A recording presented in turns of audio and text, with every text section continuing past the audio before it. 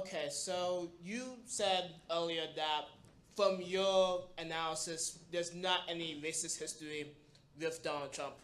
He's a New Yorker, he has New York values. In the press during the campaign, there were accusations that he and his father were discriminating against black people in his properties when he was focused in the real estate market. Do you want to address that claim? Sure.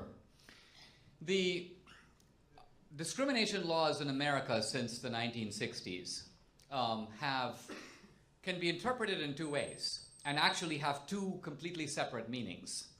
The first is what you would call discrimination in the old sense. Discrimination in the old sense is something like this. A white guy and a black guy apply for a job. The black guy is better qualified, the white guy gets the job. That is discrimination in the classic sense, right? In other words, you have the more qualified guy should get the job, the more qualified guy is African American, but the white guy gets the job even though he's less qualified. That's classic discrimination. If you actually look at housing discrimination suits, real estate lawsuits today, I would submit to you that out of 100 in the country, less than 5 are of that nature.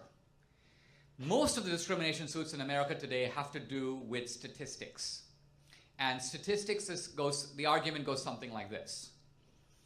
At Walmart in Tulsa, Oklahoma, African Americans are 8% of the surrounding population, but they are at Walmart.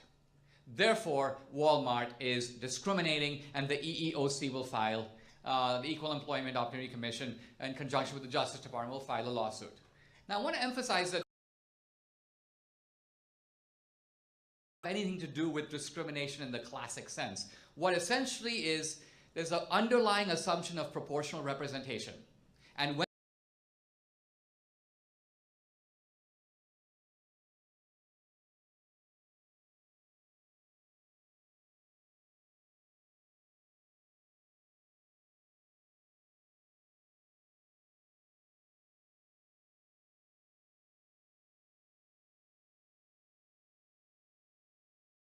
to apply over here. We're not hiring any blacks.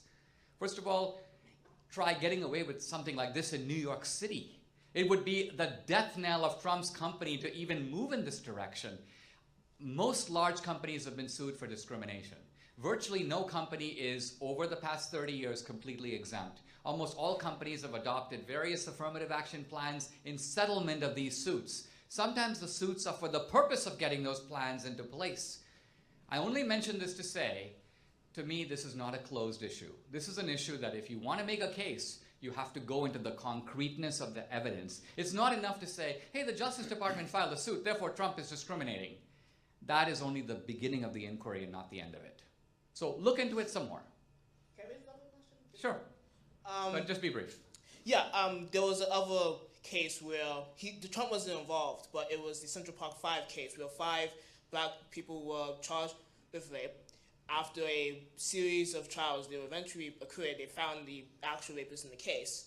And even after that acquittal and after they found the actual rapist, Trump continually said that those 5 black people did the crime and should be in jail. Now, to anyone who passes law, that would be erroneous. There's already a criminal who's been in jail for this. They didn't do the crime. Why are we dragging this case on? The explanation that anyone had in the media was that Trump is making a racist charge. Do you want to address that? I wish I knew more about it. If it is the case that Trump knowingly said that, he would be culpable for doing it. There would be no defense, no excuse for that. Trump does shoot his mouth off. There's no question about it. He says things that he doesn't know much about. When he was first hit with these white supremacist groups, normally in politics, people have a certain degree of innate caution, which is the result of knowing that you're walking in a minefield, right? Now, if you bring in an outsider like Trump, it's going to come with pluses and minuses. Remember, no outsider, and by outsider I mean someone who's not a senator, not a governor, has been elected president since Eisenhower, who was the supreme commander of World War II and very diplomatic. With Trump, you're getting, in a way, an outsider who brings, in some ways, the refreshing candor openness and sort of outrageousness of it, but with some liabilities. And I think, and the one question about Trump in the presidency is, what will he learn when he's on the job? And we'll have to wait and see. But again, I don't know enough about that particular incident, so I can't address it specifically.